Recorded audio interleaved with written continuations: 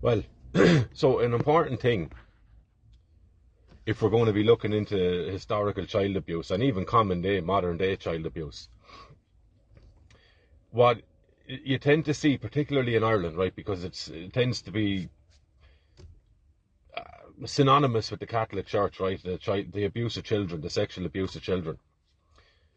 What you end up, or what I see continuously, is people saying, oh, well, look, it's not fair to brandish the whole Catholic Church with being abusers of children because it was only 5% or it was only 10% or whatever percentage people think it was of priests that were actually doing that. You're missing the point, right?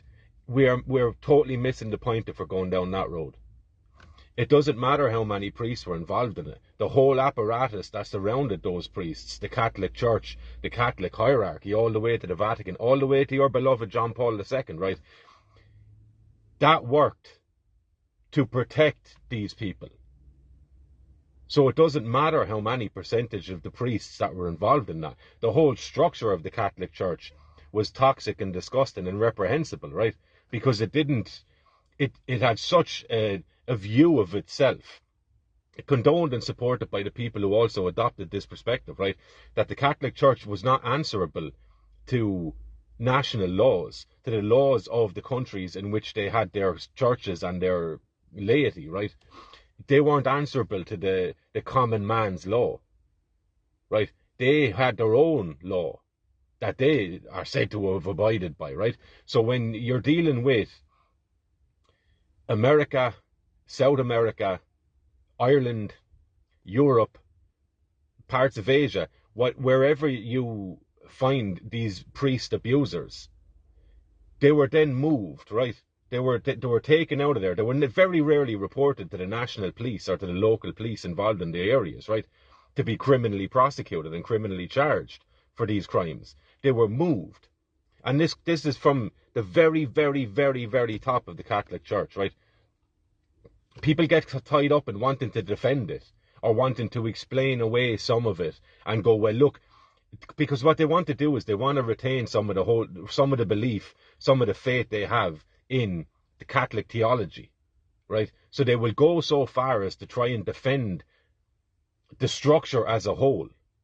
When you're dealing with two completely different things, right? They might overlap in some instances, but you're dealing with very, very separate things, and it's important to get your mind into that. Separate out the things.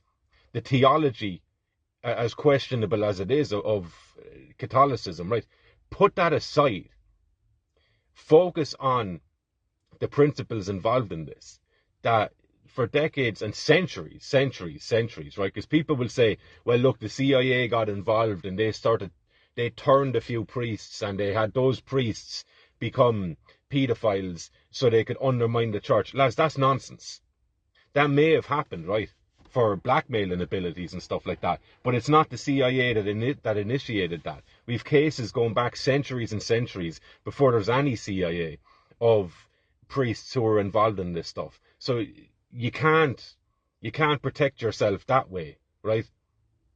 And it's irrelevant, to be honest, anyway, because I'm not just zoning in on the Catholic Church here, and nor should anybody, right?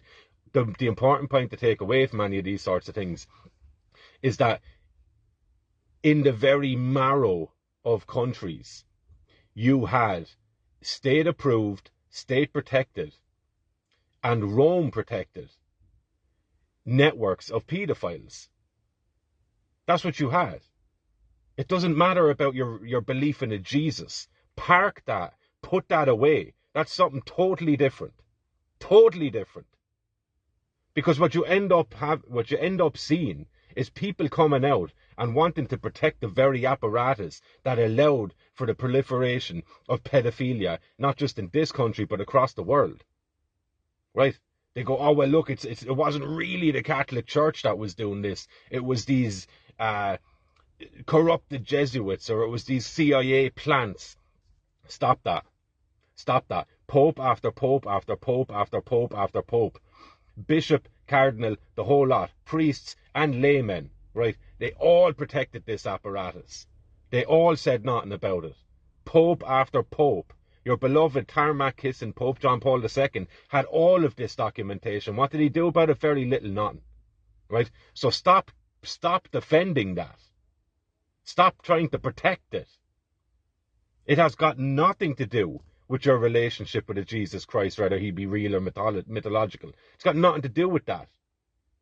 And it's not an attack on your faith to be attacking this edifice that protected and allowed for the pedophilia and the destruction of kids all over the world.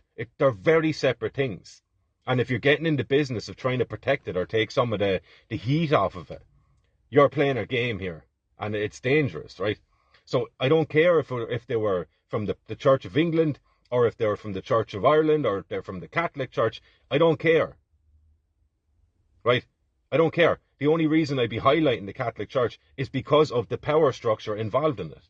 You had a worldwide network of pedophilic protection. It's a big, massive racket, right? Massive racket. A worldwide web prior to the internet, right? A worldwide web of paedophile protectors. That's what you had. And my argument would be that this thing continues on, because you go back in history far enough, and the Catholic Church is great because it's so old, right? It's so old, you can go back a millennium and realise that nothing really changed there, right? There was cases and stuff that are going back as far as Bede in the 8th century in England, right, where he's talking about the penalties or the penance for sodomy, which included the buggering of children, right? So you go back 1,200 years, they were still talking about this, which meant it was an issue then, right? So it's got very little to do with the CIA or any of that sort of stuff, right? We're talking about a global protection racket for child abusers. That's the important thing. What denomination they fall under, who cares? Why would you want to be protecting that? And if you're incapable of separating out your own private belief or faith in a Jesus character, whatever that is to you, from the real world practicality of crime networks protecting the abusers of children, I don't know what to say to you. But they're two very separate things. Right? They're two very separate things. You can have one without the other.